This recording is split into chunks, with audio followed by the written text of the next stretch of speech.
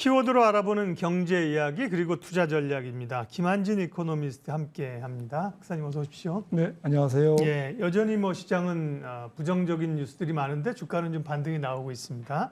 첫 번째 오늘 다룰 키워드 살펴보겠습니다. 첫 번째는요. 고용지표 불안하면 연준이 금리 인상을 자제할까 이런 기대감이 있죠.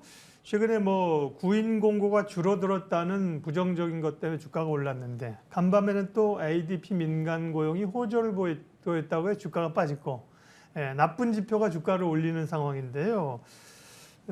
고용이 어떻게 되는 겁니까? 고용이 여전히 좀 강한 거죠?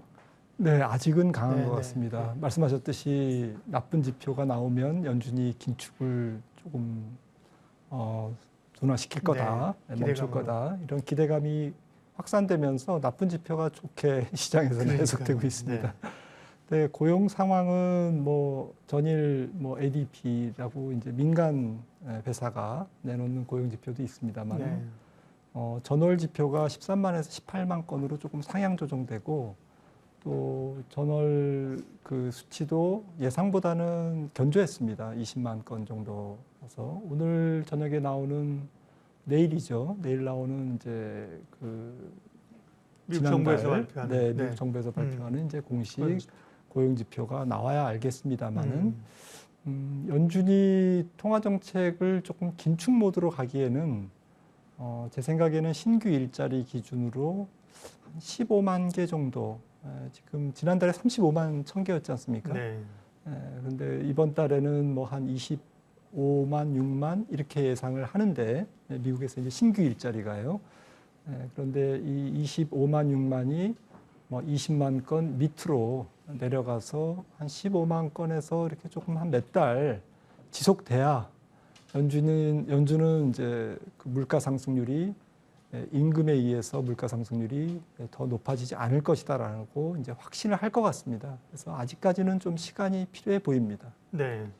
그러게요. 미국의 고용이 좋습니다. 아마 코로나 때 떠난 그 일자리들이 꽤 많았는지 아직도 돌아오는 건지 그 다음에 미국이 자국 내에서 다 생산하라고 압박을 하니까 우리도 그렇고 미국에서 공장 짓고 이러다 보니까 그 일자리가 많은 모양이에요. 근데 다만 이제 ADP 민간 고용보다는 조금 전에 말씀하신 금요일 날 이제 미국이 발표하는 정부가 노동부인가요? 9월 고용 지표가 굉장히 중요하다. 거기에 조금만 더 하게 되면 너무 또 시장에 긍정적으로 보기에는 여전히 좀 부담스러운 거죠. 고용이 그러니까 좋게 나올 확률이 많은 거죠. 네. 지금 나와봐야 알겠습니다만은 아무래도 한 25만 건 이상으로 나올 가능성이 높은데요. 지금 최근에 ISM 제조업 지수나 서비스업 지수 그리고 S&P라고 이제 글로벌 PMI가 좀 발표되면서 일제히 미국의 이제 고용 관련 지표들이 다 하향 조정되고 있습니다. 그래서 고용이 꺾인 거는 맞다. 아마 지금 고용 시장이 피크를 치고 내려가는 것은 맞는데 말씀하셨듯이 워낙 미국 고용 사정이 조금 좋다 보니까 이 내려가는 속도, 고용이 둔화되는 속도가 조금 더디다라고 이제 해석할 수밖에 없는 거고요. 가령 내일 나오는 지표가 한 신규 일자리 기준으로 26만 건 정도 나오면 아마도 임금 상승률은 전년 동월 대비 5%, 그리고 전월 대비로는 0.3% 정도. 그러니까 연준이 긴축을 멈추기에는 임금 상승률이 여전히 높은 그러한 수치로 좀 나올 것 같습니다. 각국이 지금 금리를 다 올리면서 유엔 무역개발회의, 이게 중고등학교 때 배운 것 같습니다. 웅크타드. 여기서 이제 각국 중앙은행의 금리 인상을 좀 자제해 줬으면 좋겠다. 이례적으로 유엔에서 그런 호소를 했는데 내용을 보니까 유엔이 그런 거 배나라 감나라는 건 아닌데 개도국들이 어려워질 수 있으니까 좀 자제해달라고 얘기했는데 그렇지만 미국 연준은 콧등으로 듣겠죠. 금리 인상을 이 얘기 듣고 멈추지는 않을 것 같은데요.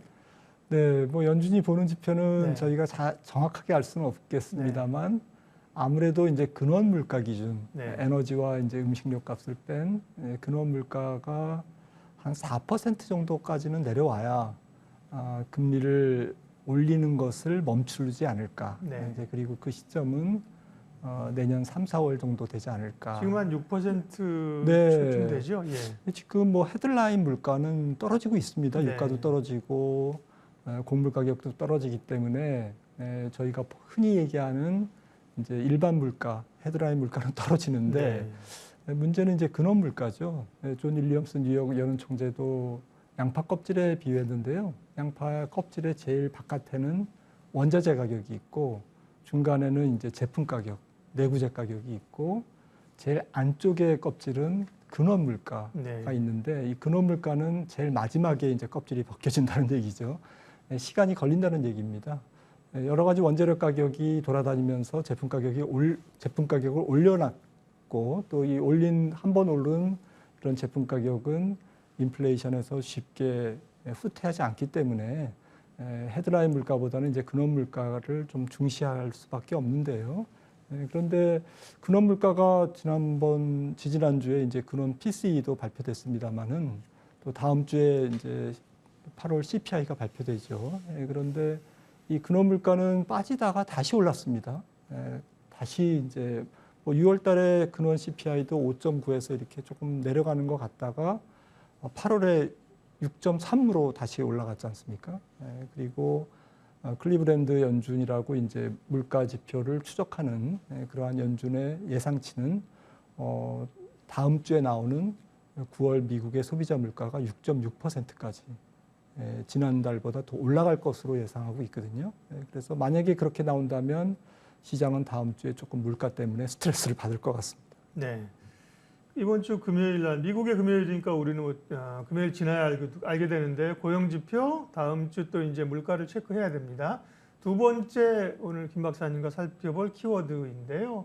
간밤에 좀 부담스러운 뉴스가 또 나왔습니다. 오펙 플러스에서 하루에 200만 배럴씩 감산하겠다는 얘기를 나왔는데요.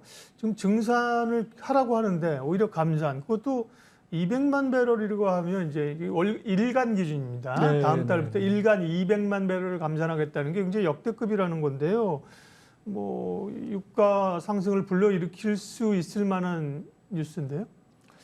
네, 그래서 뭐 간밤에도 유가가 조금 튀었죠. 많이는 안 올랐더라고요, 네. 다행 유가가. 예. 근데 이제 200만 배럴을 이제 하루에 네. 200만 배럴을 감산한다라는 건데 11월부터요.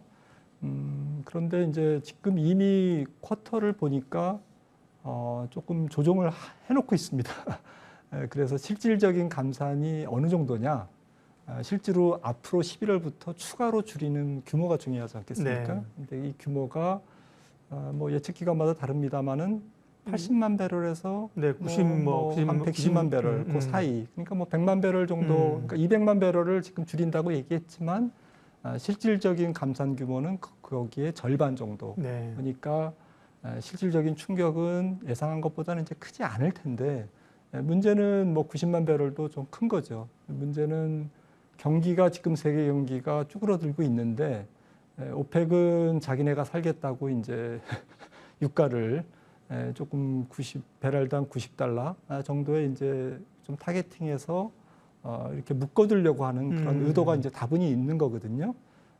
빈살만 사우디 에너지 장관도 우리는 배럴당 90달러를 지금 목표로 하고 있다. 어제 그렇게 밝혔습니다. 네. 그렇다고 보면 조금 유가를 크게 끌어올린다라기보다는 떨어지는 것을, 그러니까 경기 침체에 따라서 유가가 떨어지는 것을 오펙 플러스는 막겠다. 하락을 저지하겠다. 그러면서 유가가 조금 조정을 보이더라도 천천히 조정을 보일 수 있도록 유도하겠다라는 건데요. 아무래도 경기가 침체되고 수요가 둔화되기 때문에 유가의 상승 폭은 제가 볼 때는 좀 상당히 제한되지 않을까 이렇게 생각을 합니다. 네. 그러니까 WTI라고 하는 건 이제 미국 그 서부 텍사스 중진유고요. 이제 이 아랍 국가들은 이제 두바이유를 기준하겠네요, 그죠? 두바이유가. 네, 뭐 보통은 예. 이런 데서 얘기하는 것은 또 브렌트를 또 기준을 하더라고요. 네네. 아무래도 유럽 쪽에 조금 또 포커스를 두니까요. 브렌트는 영국 쪽이긴 한데, 그죠? 기준이. 어쨌든 조금 부담스러운 뉴스인데 실제로 간밤에 유가 상승폭이 제한적이었고요. 종합을 하게 되면 이것 때문에 유가가 다시 뭐 $100 위로 치솟고 갈 가능성은 그리 크진 않은 거군요. 네. 네, 간밤에 미국의 IB들은 뭐 $110 연말에 네. 올 연말에 이렇게 조금 높게 지금 보고서를 내놨는데요. 아무래도 세계 경기가 지금 위축되고 있는 상황이라서 예. 상단은 조금 제한되지 않을까 이렇게 생각을 합니다. 부담스러운 뉴스였지만 다행스러운 해석이었고요. 세 번째 키워드 바로 넘어가도록 하겠습니다. K자가 붙은 주식을 해야 되는데요. 뭐 K방산, K엔터, K반도체, K자동차 우리가 잘 아는 것들인데 근데 전체적으로 우리 K스탁은 한국의 주식 수익률이 뭐 올 들어서 조사 대상 41개국 중에 40위로 안 좋았다. 주가가 그만큼 이제 여타국에 비해서 많이 빠졌다는 건데요. 네. 우리 증시가 이렇게 출렁거리고 빠질 때 더 빠지는 이유는 어디 있는 걸까요? 네, 지금 뭐 우리나라 시장이 9월 말 기준으로 27% 빠졌더라고요. 코스닥은 예. 35% 빠졌고요. 연초 올해. 대비. 네. 예. 네, 그러니까 S&P의 20%, 22%보다는 훨씬 더 많이 빠졌고 지금 일본 같은 경우에는 뭐 7%밖에 안 빠졌거든요. 연초 대비. 네, 그리고 최근에 시끄러운 영국도 뭐 8%, 10% 안쪽으로 빠졌고요. 예. 네, 우리나라가 이렇게 수익률이 세계 꼴찌인 이유는 제 생각에는 가장 중요한 게 좀 반도체 경기가 지금 둔화되고 있다는 점, 시가총액 비중이 높지 않습니까? 네, 그리고 중국 경기가 조금 맥을 못 추고 있다는 점, 이 두 가지가 원투펀치를 맞으면서 한국 주가가 많이 빠졌고요. 네, 그래서 대만을 봤더니 코스피랑 거의 비슷하게 빠졌습니다. 예. 항생 주가도 거의 비슷하게 빠졌고요, 27%. 그래서 이 중국과 반도체 영향이 굉장히 컸다 이렇게 해석을 할 수가 있겠고요. 네. 우리나라가 선물 시장이 발달돼 있기 때문에 좀 글로벌 금융위기라든지 어떤 글로벌 금융시장의 불확실성이 증가될 때 이럴 때는 좀 현금 인출기 일단 한국을 조금 때려서 좀 위험 관리를 하려고 하는 외국인들의 매도세가 좀 많거든요. 이런 부분에서 좀 우리나라가 문매를 맞은 게 아닌가. 근본적인 요인은 우리나라 국내 기관 투자가가 계속 매도세로 일관했다는 거고, 그 다음에 서학개미로 대표되는 개인 투자자분들이 펀드를 빼서 개인 투자로 돌아가면서 특히 해외 주식 투자를 많이 했기 때문에 국내 수급이 기관 중심으로 조금 공백이 생겼다라는 것도 좀 이유가 되겠습니다. 다행스럽게 10월에는 반등이 좀 나오고 있는데 반등이 좀 더 이어질 수 있을까요? 투자자들을 위한 전략도 좀 간략하게 마무리해 주시겠어요? 네, 9월 달에 너무 많이 빠졌기 때문에 기술적 반등은 지금 가능하다고 보고 있고요. 지수상으로 바닥에서 한 7, 8%, 10% 안쪽의 반등은 유효하다. 그래서 지금 코스피 PR은 사실은 뭐 굉장히 낮아졌죠. 12개월 선행 PR로도 9배. 그 다음에 PBR, 주가 순자산 배율도 굉장히 낮아졌습니다. 그래서 0.8배 정도면 가격 메리트가 충분히 있고 미국보다는 6개월 먼저 선행해서 빠졌고 또 미국보다는 더 많이 빠졌고 그래서 미국 시장이 추가로 조정받으면 한국 시장도 어쩔 수 없이 추가 조정폭이 조금 남아있다라고는 볼 수 있지만 그 추가 하락 조정폭은 미국이 앞으로 만약에 떨어진다면 미국장이 떨어진다면 미국장이 조정을 보이는 그 폭에 비해서는 상대적으로 좀 적게 떨어질 가능성을 조금 염두에 둬야 될 것 같고요. 이제부터는 종목별로 조금 차별화 장세가 일어나면서 종목별로는 반등을 좀 큰 흐름상 추세상 반등을 시도하는 종목들이 여기저기서 좀 나타날 가능성이 높다라는 말씀도 좀 아울러 드리고 싶습니다.